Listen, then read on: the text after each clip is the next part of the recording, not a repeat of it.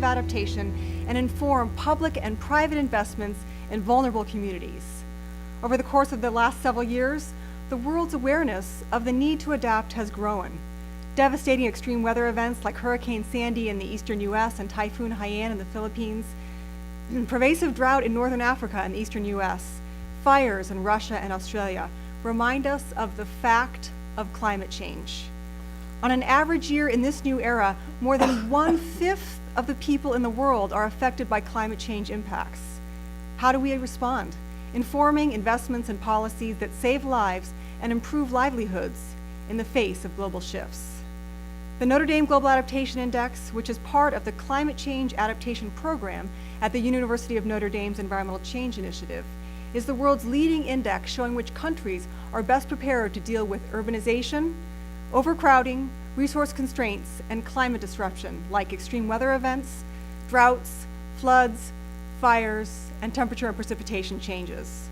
The country index, free, open source, and enhanced with university research and analytics, ranks 175 countries, examining 18 years of data across 45 indicators, including both measures of vulnerability and, uniquely, readiness to successfully implement adaptation solutions.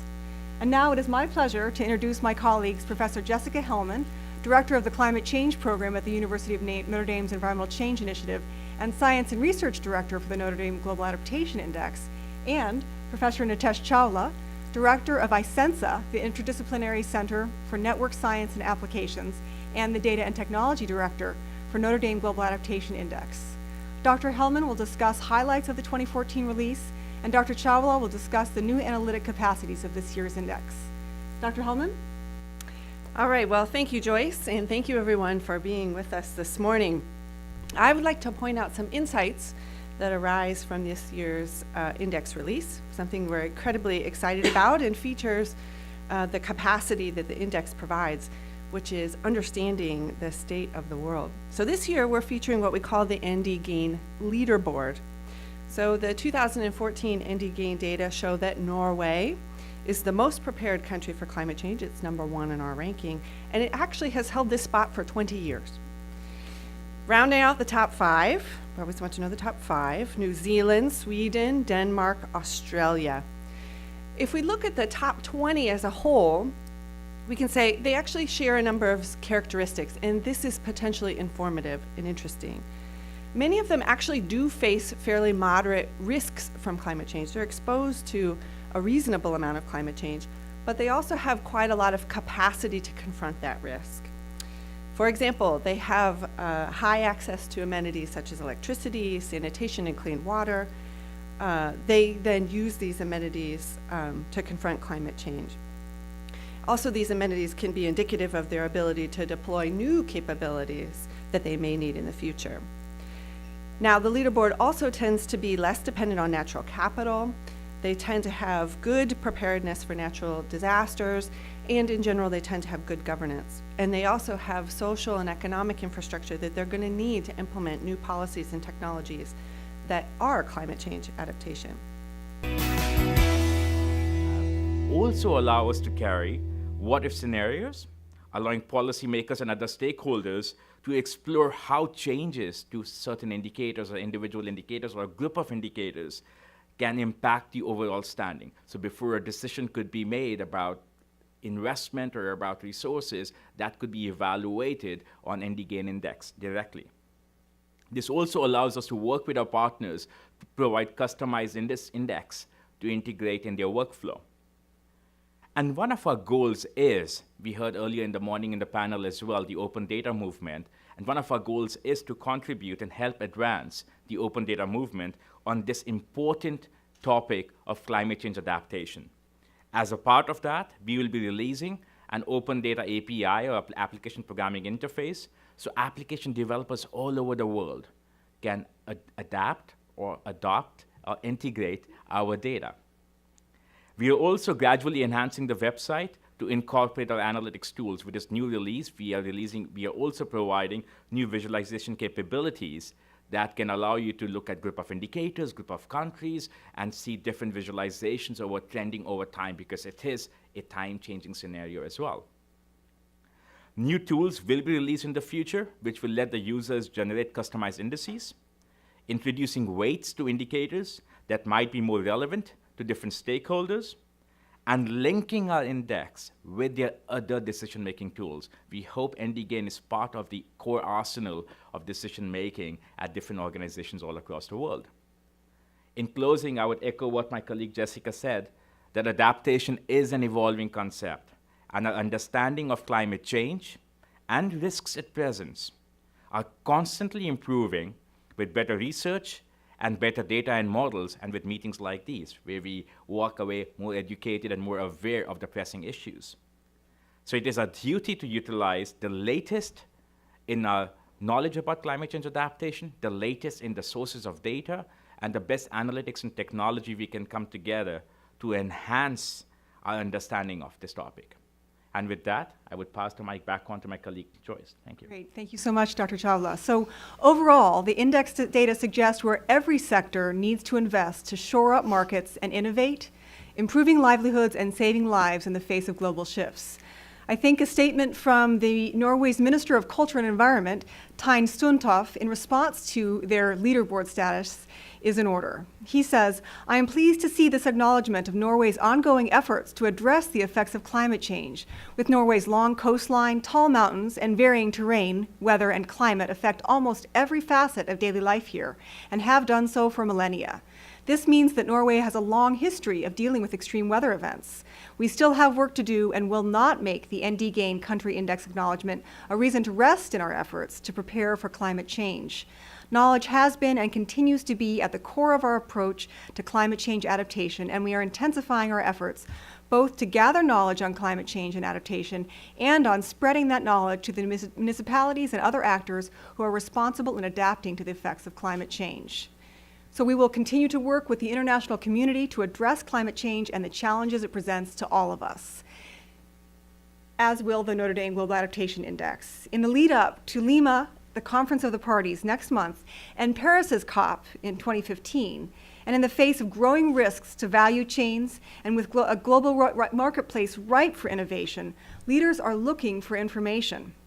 NDGain provides data and analysis that enhance the world's understanding of the importance of adaptation and inform public and private investments in vulnerable communities. The 2014 index release offers new indicators and new analytics informed by the University of Notre Dame. And for the record, I want to call out specifically my colleagues, Dr. Chen Chen and Dr. Martin Murillo, for their extraordinary efforts over the last year to make this really the world's leading index, showing which countries are best prepared to deal with climate change. With that, we'll open it to questions.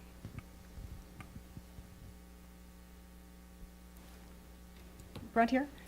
Just a moment while we wait for the mic. Hi, Joyce. Ira Feldman from University of Pennsylvania. Two questions.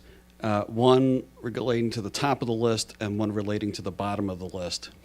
What does NDGain expect to do to convey to a broader audience what best practices may be linked to the presence of Norway, Denmark, Australia, others at the top of the list? In other words, what can we in the U.S. learn from them?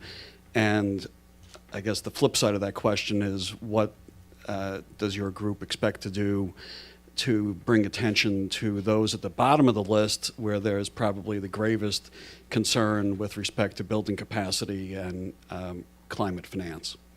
Great. So I'll take the last question first and then pass it over to Professor Hellmann to address what makes the leaderboard and what we can learn from those countries. So the Global Adaptation Index is involved with several partnerships that help us to really advance the work that we do, including with other universities around the United States, but also with the World Economic Forum, where through Dr. Juan Jose Daboub's leadership, we have been involved with their Committee on Climate Change. We also are very active in engaging with individuals who are focused on urban questions of resiliency, and that was mentioned briefly in the minister's remarks. Rockefeller Foundation, the World Bank, the UN and others are really on a quest to better understand how to apply tools at the urban scale to better inform adaptation investments, not only for city governments, but also for corporations. And NDGAIN is well positioned to help with that, given our experience doing it at the country scale. The most important way, though, that all of us can share this message is to ask the climate question of our work.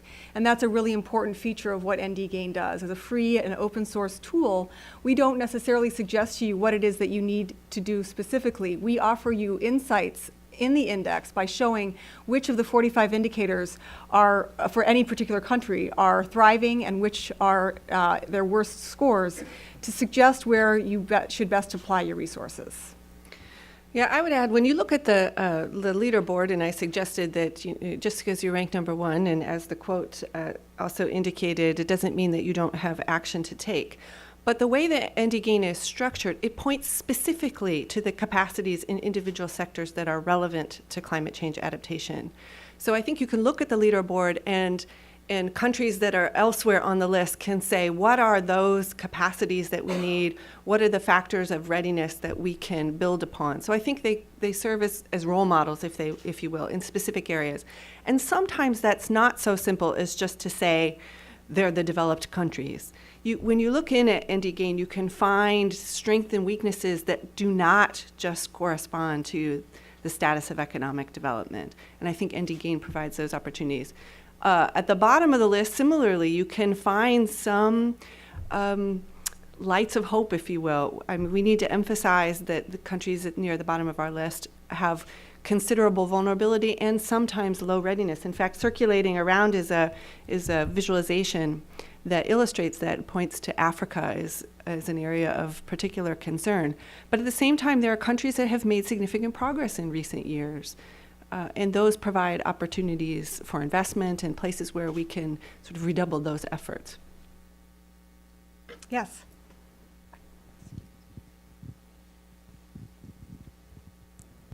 Emily Seiler with the U.S. Global Change Research Program. So this is a question for Jessica, and just to build on what you just mentioned, just because you're at the top of the leaderboard doesn't mean you don't have action to do.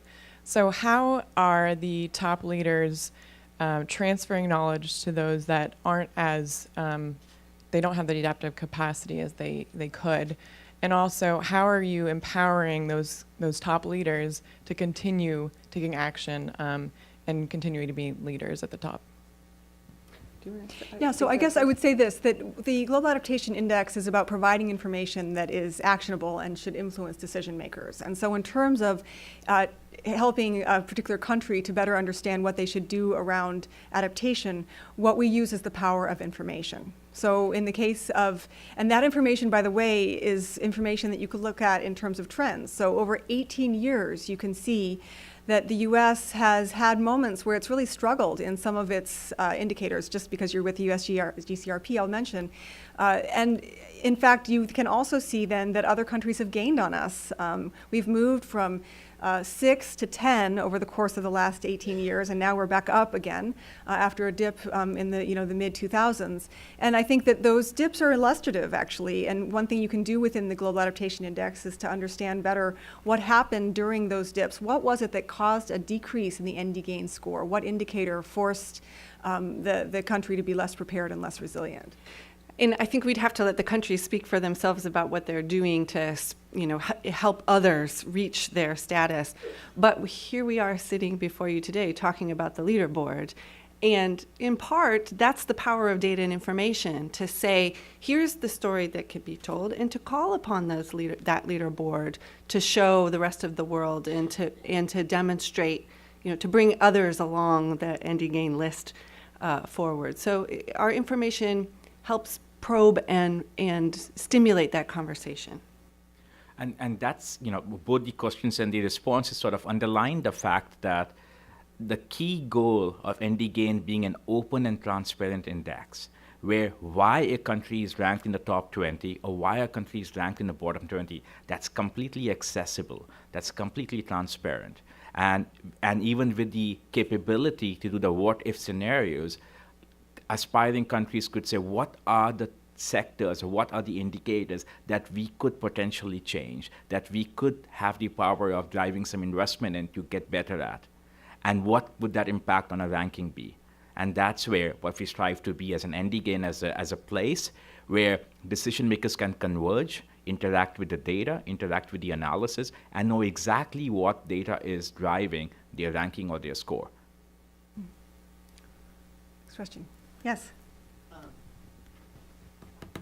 Yes, Andrew Tabor from the Mountain Institute. I'm very interested in the scalability of this. I mean, we work obviously in mountain regions around the world, and sort of at the subnational level, it would be very interesting to look at individual country, for instance, at different parts of that country and come out and use this sort of tool to determine how the different areas are differently vulnerable.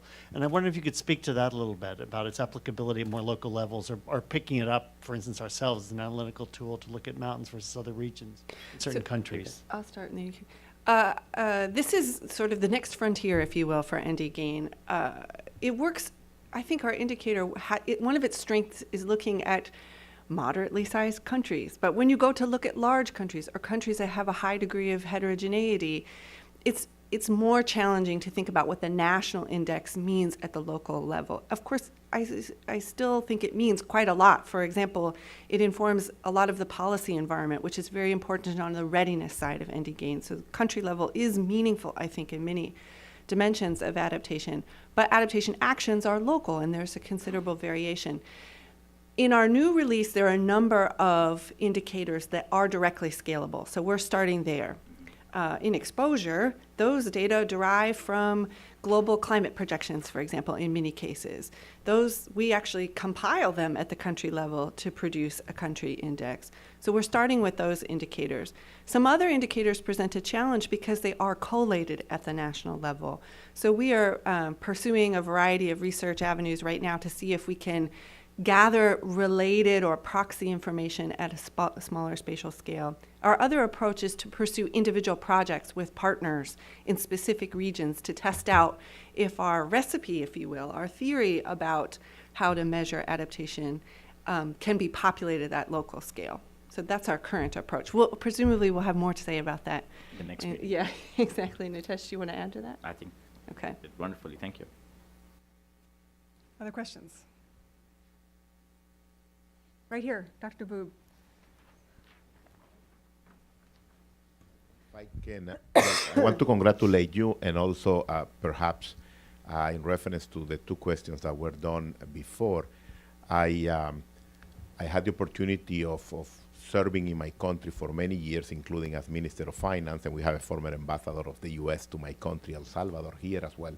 And we went literally from hardship to investment grade in a relatively short period of time, and have fallen down in the last few years. But we used to use indicators very similar to the NDGAIN index to actually persuade, convince, demonstrate, encourage policymakers to adopt the right or the best proven public policies in order to change the future of our country. So opening up the economy, strengthening institutions, investing in health, investing in education, and the different metrics that are used in the index allows any decision maker, both in the public sector as well as in the private sector, to dive in and look and say, well, how come Costa Rica is doing better than El Salvador in terms of access to water, for example? And we use tools like that to help move the needle and hopefully persuade, as I said before, to attract investments to water and or to help move the policies that can attract investments to that area. So how to address the bottom countries? I think that if we look, they have created a beautiful picture there that shows a country like Rwanda, for example, moving from the red quadrant to the blue quadrant, which is a way of showing that when you implement the right public policies, you will open the eyes of investors that are saying, okay, so I want to, if you're coming from the private sector perspective, hopefully we're going to have a double bottom line, increase your return for your shareholders, but also bring value to the community where you are coming to. So I think that as was responded already, the index do not gives a prescription, but actually provides the tools for decision makers, whether it is in academia, in the research area, in the public sector, or in the private sector, to say, well, I can use this information and make or influence decision makers in this particular way. Great, thank you so much. Other questions? Yes. Hi, I'm Sheridan from the Blue Moon Fund. And the importance of urban resilience and adaptation has been discussed in several different instances. But I also wanted to ask about what sort of focus is there on rural adaptation and resiliency, especially when so many people in rural areas have fewer readily accessible resources to deal with climate change. Yeah, I'll just start by saying, and then pass it off to my colleague, Dr. Hellmann, that the data for the country index come from all areas of the country. So while we have talked here earlier about downscaling the Global Adaptation Index to the urban area, the country index includes rural and peri-urban as well as urban. And the data, by the way, come from the World Bank, the United Nations, and data from peer-reviewed academic journals.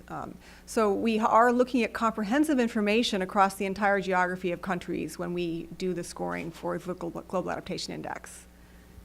Yeah, one of the sectors in IndyGain focuses on what we call human habitats, which tends to emphasize urban environments. A lot of the world lives in urban areas, and as we've discussed, there's a lot of interest and concern about urban areas, but there are a variety of other sectors in IndyGain that speak directly to rural communities. Specifically, there are food sector. There's an entire sector in IndyGain focused on agriculture, which is obvious great importance in many rural areas. Other questions? Yes. I'm Jessica Cho from iCeNSA. You mentioned that good governance was one of the indicators that focused on a country's ability to be ready and to adapt to climate change. Could you talk a little bit more about what you think the role of good governance is, and if a country's decentralization policies have any influence on their readiness to adapt to climate change? So I'll start. Sure. Governance in our case falls under the readiness side of IndyGain. So it is a component of it stands there to represent a country's capacity for implementing investment and to be taking adaptation actions. The way that we conceptualize vulnerability is there are a suite of what we call adaptive capacities. So we think the theory goes is that good governance would allow you to build additional adaptive capacity that would help you to confront climate change. There are a variety in the readiness side of things, a variety of indicators that also are related to governance. For example, corruption is one of them. One that actually the United States does not fare well in, which is an indicator in our readiness, is social inequality. So it's an evolving theory, what constitutes readiness, but at the moment, governance for us reflects that capacity to build more capacity, that ability to create new amenities that you would use to confront vulnerability.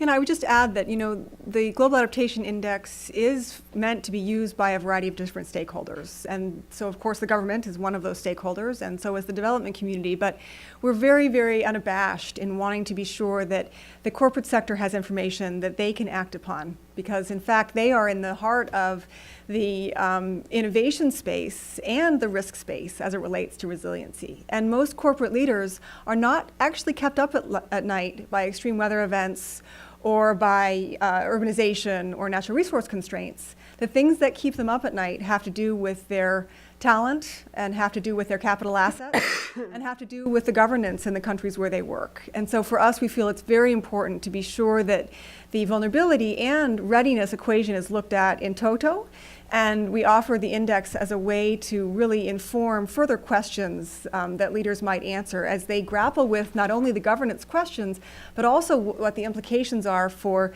decreasing risks in their value chains and increasing opportunity for their newest innovations in the marketplace. And I would just add that within the readiness component, we basically break it down into economic readiness, governance readiness and social readiness, and which actually has a combination of capability to doing business, the political stability, corruption, social inequality, education. So all those factors come in, which sort of tell a story about how ready a country is to take investment, which may actually make it less vulnerable or more or increases adaptive capacity. Yes. Hi, Bill Hederman, Department of Energy. Have you thought about expanding the application to corporations? I mean, that would be multinational or individually within a country? By which you mean ranking them based upon their resiliency? Well, either ranking them or providing a framework that they could use themselves. Yeah. Either way. Well, certainly the Global Adaptation Index right now is addressing corporate questions. And in fact, the index is influenced by corporate leadership. So under the Global Adaptation Institute, that was the birthplace of GAIN, they had a very active corporate advisory committee. And the Global Adaptation Index at the University of Notre Dame has continued to seek advice from the corporate sector so that what we have today can in fact influence the decision maker at the corporate level. And in fact, when you think about an index, it's always going to have imperfections, right? That's one of the issues that people always raise about indices. But on the other hand, it's an extraordinary way to deliver information very swiftly. And one of the ways that I'm always thrilled to hear the Global Adaptation Index being used is when an executive needs to share with his peers why it is that they need to be shoring up resiliency in a particular country. He uses GAIN to make that illustration. And we have users across the sectors around the nation and the world, from the food space, Monsanto, beverage, PepsiCo, a lot of commodity companies, the financial services firm, Morgan Stanley. Thousands of corporate users are accessing the Global Adaptation Index information in order to influence decision making, but also increase the amount of awareness that leads to further investigation around adaptation questions. Can I add? Yeah. Bill, I think that's a really intriguing idea. So while we don't rank corporations, I think it's an interesting thing to do. A corporation can go make its own assessment, however. One thing we frequently feature is supply chain risk. So you can go figure out your own exposure based on compiling across the countries in which you're operating or in which your suppliers are operating. So you could make your own corporate assessment. This is a very important aim of ND GAIN. Now, ranking them and saying who's doing well, who is our corporate leaderboard is an intriguing idea. Yeah, I just would add on that. So when I was in the corporate world, a lot of our bonus compensation ranked to where we were, and we had to be in the top quartile and certain things, so forth. So it would be interesting to have someone doing that. Yes. Thank you. This is very interesting. I'd like to ask Dr. Chawla how he came to his three-part division. What sort of logic brought him to the idea of dividing the adaptability world into those three component parts, which I recall he said were governance, industry, and social. Did you have a literature that you relied on from the scholarly literature that guided you to make that categorization, or did you simply come to that empirically? What was the thought process of developing it in that way? So I'll take a start on it and I'll pass it on to Jessica to complete the answer. So within vulnerability, we have a total of 45 indicators in our data. Vulnerability dimension has exposure, sensitivity, and adaptive capacity, which comprises of a total of 36 indicators. And the readiness indicator has the readiness dimension has economic readiness, governance readiness, social readiness. And they were driven by what were the best practices, as well as some of the published literature, and the research that Jessica and her colleagues were partaking in the last 12 months. And this basic framework was also as part of the Global Adaptation Institute, which is the birthplace of the index. I would add that in formulating readiness, it is less well developed as a concept, absolutely, than vulnerability. So for us as researchers, it's an important area of future work. And I think there is still much empirical validation to be done in the area of readiness. And we're pursuing that in a variety of contexts with graduate students and colleagues and things like this. But to the degree that we can specify readiness now, we draw upon other related challenges. So what are we reference to the literature about what other kinds of challenges countries are trying to implement and address. So I would say that the climate change literature on readiness is a fruitful area for future work. And of course, and I should point out, we have anything you want to know detailed information about. You can go to our website and drill down and see exactly what those indicators are and our rationale for why we chose them. Other questions? Yes. I'll try again. Yes, please. Excuse me, can we get the microphone here? Thank you. Maybe as related to Dr. Chawla's three-part framework, I guess I'm curious where you pick up the separate but related concepts of ecosystem services, green infrastructure, and ecosystem-based adaptation. And a separate question following up on the Department of Energy question about corporate issues. You've addressed government and corporate separately, but do you see a role for your index in developing public-private partnerships? I'll let you take the last part. I'll try, Ira, with the ecosystems. So ecosystems is one of the 6 sectors for vulnerability. So what we have defined key sectors that we think are crucial to lives and livelihoods. So water, food, global health, ecosystem, infrastructure, and human habitats. Interestingly, ecosystems are one of those sectors that sometimes the most developed world isn't doing as well as the lesser developed world. One of those areas of sort of highlights in some cases in some developing countries. So we see ecosystems as a crucial piece of the adaptation puzzle, and it's represented for us in the vulnerability side of things. And then you would use our readiness components, economic, and a lot of our economic indicators focus on business investment opportunity, governance, and social capacity. You would apply that in ecosystems as much as you would water and food. Yeah, and I'll say in terms of the public-private partnerships that actually I think that's one of the ways that it's used the most. So in other words, for instance, we know that under the Conference of the Parties, billions of dollars have been suggested to be used for adaptation. How are those dollars going to be allocated and prioritized, and who's going to be responsible for actually using them? Well, generally the corporate sector may not even be aware that those dollars are needed, and so the government sector is raising this specter of that need and inviting corporates to participate, and there are corporations even in the audience that are involved in public-private partnerships that are directly relevant to adaptation. I think the way that the Global Adaptation Index really helps with that is it highlights which in a particular country where the worst scores are and how those scores relate to other peer countries, so that you can have a dialogue with the government and the corporation around where you're going to get the biggest bang for your adaptation buck, and increase the resiliency to the point where you're actually seeing the measure of saving lives and improving livelihoods, which might be the measure that the government's most interested in, as well as increasing market share, which is the corporate. And in fact, in the case of resiliency and adaptation, there are so many of those win-wins where you're going to be able to see a real growth in market while also improving the outcomes for many people around the globe. And I think ND Gain does a good job by comparing all of these measures together of showing really where that's most possible and where it's most needed in particular. Question in the back first. Yes, right here. Sorry, I couldn't see you. Hi, I'm Tom Downing from the Global Climate Adaptation Partnership, and I get a chance later in the day, but I wanted to follow up on a little hook here about what's the evidence for this knowledge model versus another knowledge model in terms of constructing an index. And I want to be clear, I'm a fan of the readiness.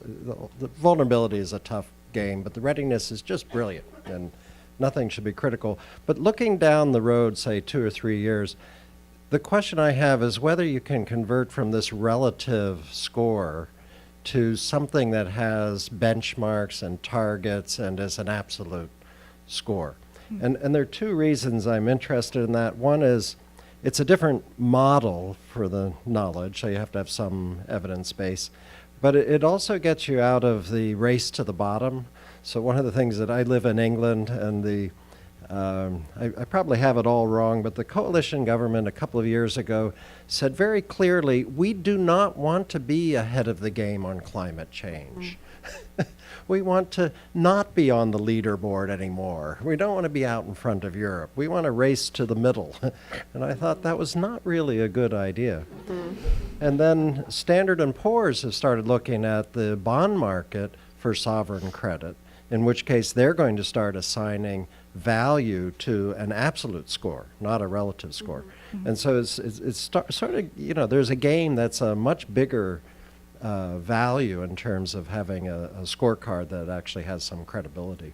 I'll just mention quickly before passing it to Dr. Hellmann that Standard & Poor's used the Notre Dame Global Adaptation Index along with 2 other indices to suggest that Vietnam in particular was at most risk of losing, of decreasing its bond rating due to climate change.